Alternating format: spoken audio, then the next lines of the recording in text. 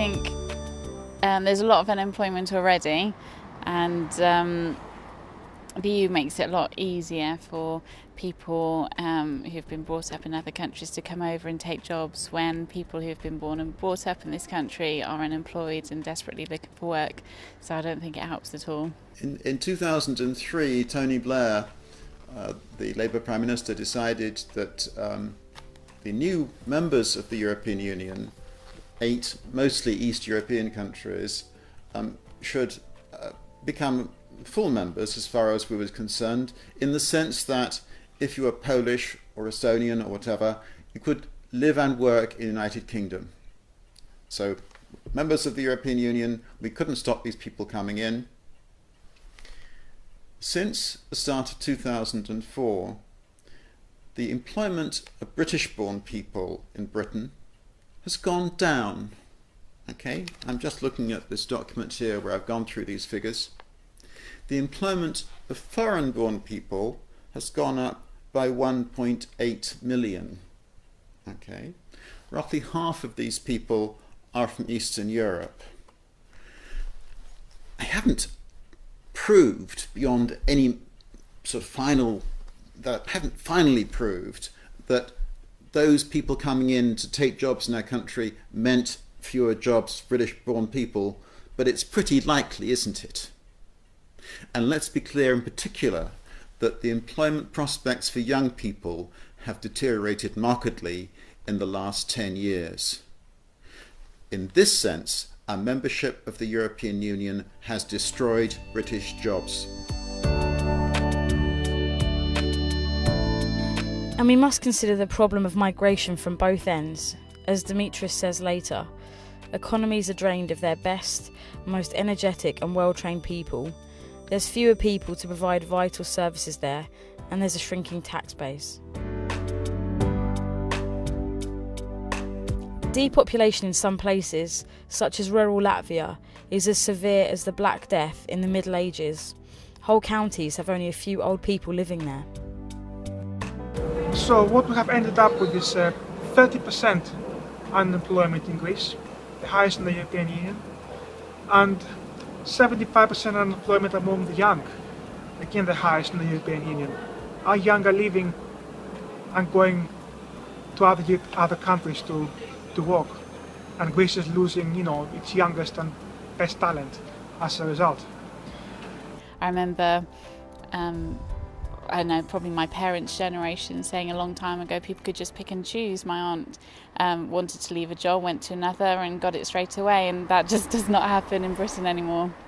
It's very hard. We should not be focusing on the most vulnerable people in society, the unemployed. If a chap cannot get a job, either through a lack of skills or otherwise, and there's evidence that he's tried, we shouldn't be focusing on him. We should be focusing on the employers, creating more abundance in their own personal economy of their business so that they can take a risk and take on more staff. And that's not happening at the moment. When you have businesses that are frightened to make economic decisions because money is in such short supply, and when you have employers that dare not take risks, you're going to have an increasing number of unemployed persons. The only way to address the issue is, one, to support wholeheartedly entrepreneurship, and two, address the issues of export. Why are we not exporting? What are the barriers? How can we become global marketeers on a global platform?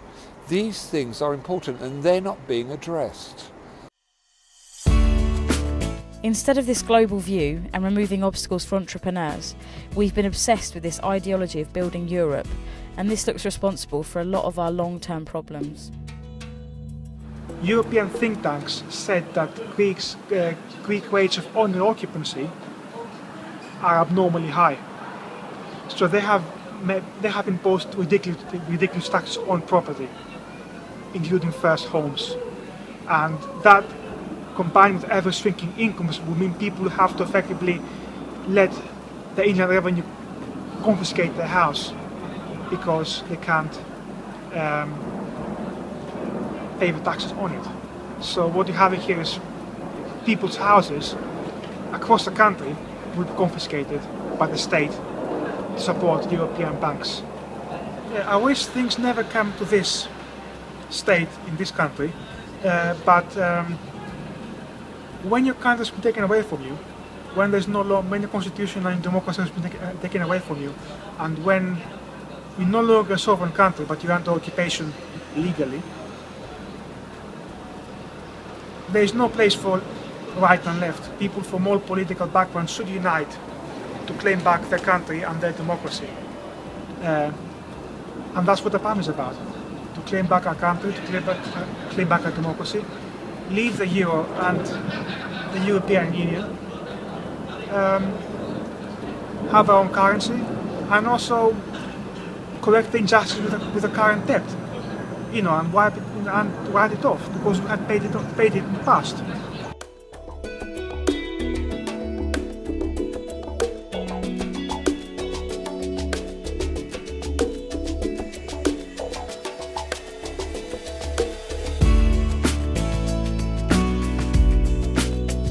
So what did the Greeks do to deserve this punishment?